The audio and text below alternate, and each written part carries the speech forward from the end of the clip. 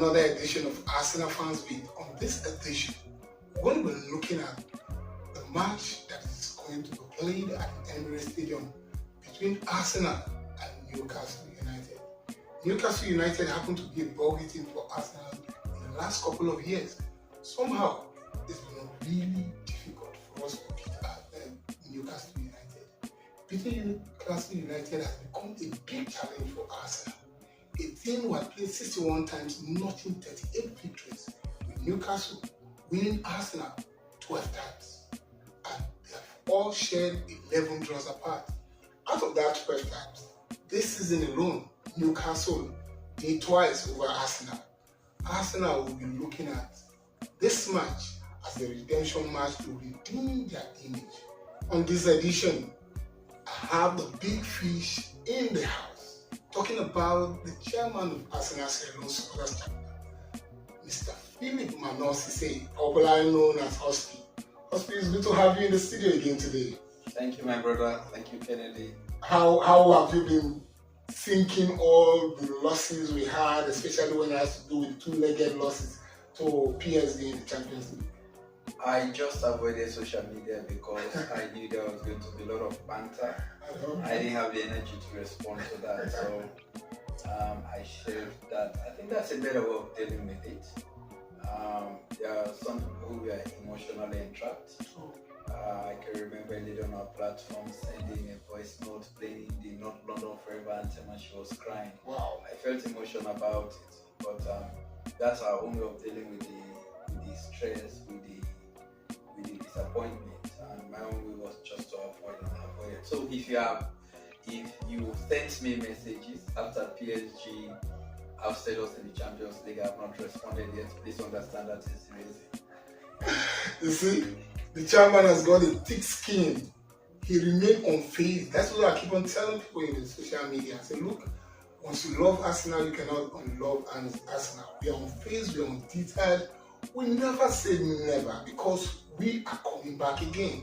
And the truth is that we will keep going until we notch it. Now, were you surprised that we went to Anfield and got a 2-2 draw against the current champions of the Premier League?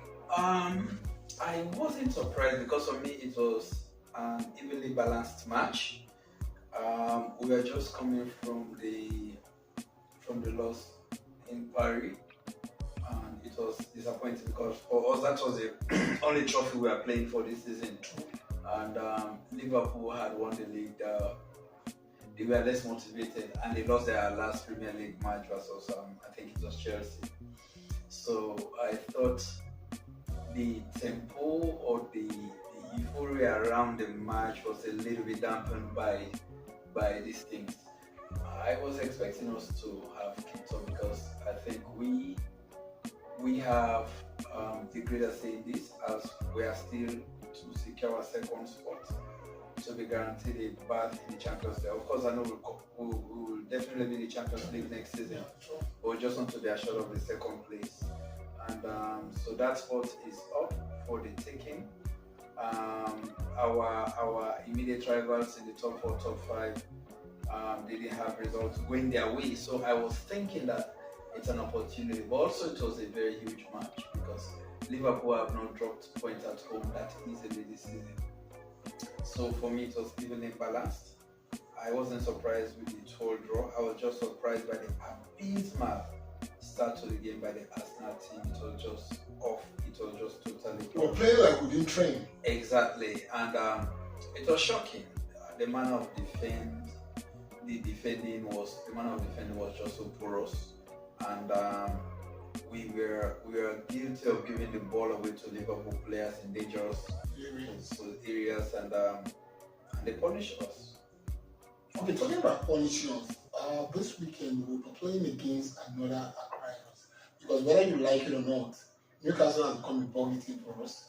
And each time they play us, there's this energy that they play with like there's something to be won. And now there's something that they're looking out for to be in the Champions League. And if they're able to get a win over us again, it means that their place in the Champions League next season is secured. Do you think that we've got what it takes to secure a victory in this match?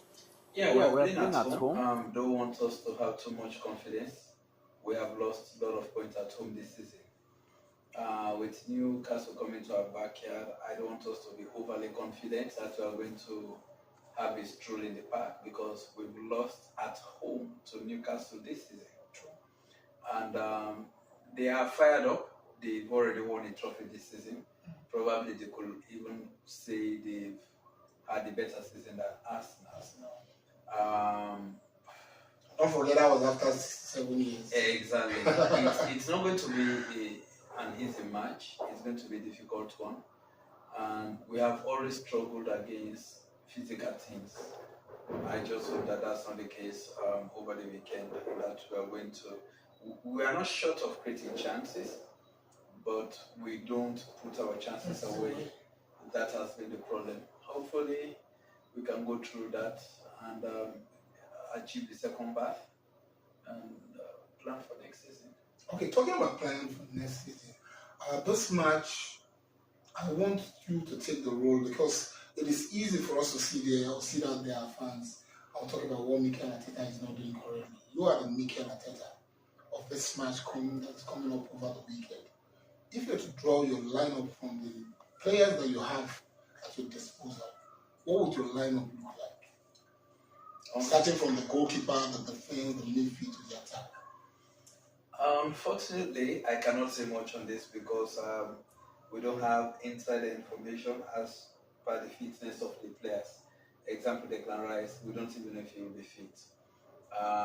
Even during Timber, we've not had a time scale on his return. So it's difficult, but I'll still go to pick of having Raya in goal. Right back, I'll still give it to Ben White for him to recover form. And you saw his marauding runs against Liverpool. I think when it comes to one-on-one, Timber is much better than him. When it comes to going forward, he is better than Timber. And I think Ben White gets the best out of Saka. Yes. So I'll still go to Ben White, and I'll go with Luis Kelly for the left back spot, and central defense, of course, the pairing of Saliba and Kyo should work. Thomas Partey should play 6. The midfield of Partey, I'll still go with Odegaard and Rice. If Rice is not available, then definitely we'll be a little bit troubled there. Probably, I don't know, but I'm just hoping that Rice will recover. If Rice doesn't recover, we might just be tempted to have 2 attacking players in front of Partey, talking about Odegaard and probably Maneri. Trossard will definitely start. I don't know where Arteta will play him, if he's going to play the central striker's role or from the left. But we all saw what Martinelli did at Anfield in that inverted central role. I think we could have given him a chance when Havertz had that injury. He is not that excellent at hold-up play, but I also believe that his movement is very, very crucial. And we have not played to his strength. He's a speedster. I believe if we have been playing intensive counter-attacking football, it will have suited his style of play.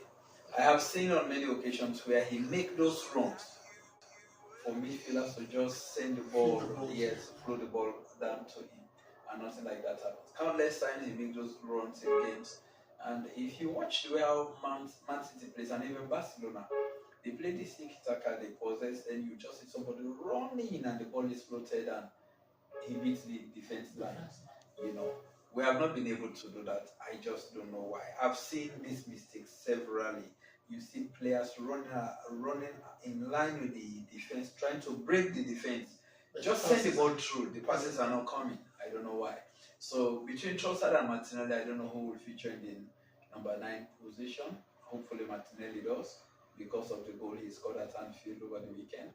And Trossard can play number 11, the left left attacking role, yes. And of course, you have Bukayo Saka on the right. Okay, you've heard it. That's the chairman's of Arsenal Ceylon Supporters Chapter's lineup for the match. I'm going to differ from his lineup. While I would somehow agree with his back four, with Raya, I want to differ in the midfield. I will look at the situation where you should be able to have a Trossard playing in that role where the Emirates, because the Emirates certainly is not going to be available. And who will play the central striker's role? Yes, let's have Martinelli there. And who will play Martinelli's role? This guy should go. One should go there. Sometimes I feel one of the biggest challenges we had over the season is because of Teta's inability to be ruthless in positioning. One is a player that can hold up play. And if you look at the way Martinelli runs, it's difficult for him to be marked if he's going to be playing as a striker. He's not going to sit in one place. So those spacey runs can give us some opportunity. Why I want Trossard to play from deep is that most times when you play him as a striker, the first nine, he hardly have a lot of stuff to trouble the defenders, except when he had the opportunity to just shoot. But when he's playing from deep, he's able to create more opportunities. And so if you have Nwaneri on that position, Nwaneri plays a similar way, so they can interchange. Nwaneri can even come to the middle. That would give defenders, a lot of tough time to. I get it. I have never seen Nwaneri playing on the left side of the attack. I've never seen that, but you can never know. That is exactly what skillful players are always skillful. At least we don't have anything to lose, whether we lose the match or not. But at the same time, he's a very young player. He's a young lad. You don't want to throw him in the middle of the den and put him in a position where he will not be fruitful. It will affect his confidence. Okay, I agree with you. Let me change my lineup now. So Trossard should go to the left. Thank you. And Nwaneri come to the middle. Exactly. So, with a strong shot and accurate shot he has of him, he is more suited in the central midfield role than cutting in. So because if he just creates that little space and that one touch comes in, there's a little space window in front of him, he's always inclined to take a shot. Huspee has won that. His lineup is all we're going to be looking at. He has won with the lineup because I agree with him.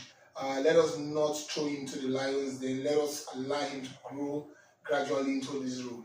Now I'm talking about what will be your scoreline prediction for this match, and who are those that you're looking up to score? If at all Arsenal is going to match a victory in this match. Martinelli is one, and definitely if we have a lot of time to see Nwaneri on the pitch, he could also notch another goal. Saka is there, he might. I've seen him struggle against Dan Burn previously when we played Newcastle. But these days, Dan Burn has been shifted from the left-hand side of the defense to the central defense. So that's going to be between him and Martinelli. And also that's an opportunity, for a sprint race, which Martinelli is going to win all day. So our defense has to be alert, our midfield has to be decisive in terms of making those cross-field passes, making use of Martinelli's pace to see how best he can monster our 1 or 2 chances. So, like I said, Martinelli, my front three, Martinelli, Nwaneri, and even Trossard could notch a goal if he starts. So what's the definite scoreline now? I'm not sure we're going to prevent Newcastle from scoring. Okay. I'm not sure. Because, in fact, they have been the one preventing us from scoring this season. I might go for a slender lead of probably 3-1. 3-1. The verdict from Huspee, 3-1 is prediction. I'm looking at this game from my lens. I think this is a 2-1 match for us. Okay. We're making a lot of blunders at the back because, especially with Saliba, he's not being at his best. Since this idea of Real Madrid came into being, it's been shaky, he's not been playing well. So I'm looking at a 2-1 victory. So I was going to go for 2-1, but owing to the fact that I think we dusted off the memories of Paris at Anfield, which was actually in the year. Yes.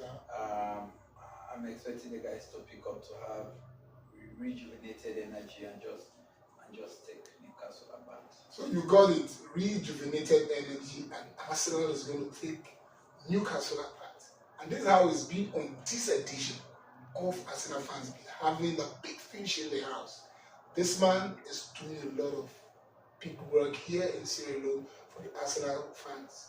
I'm telling you, if you know him, you need to rally around him for free because he has got a lot of stuff on his sleeves.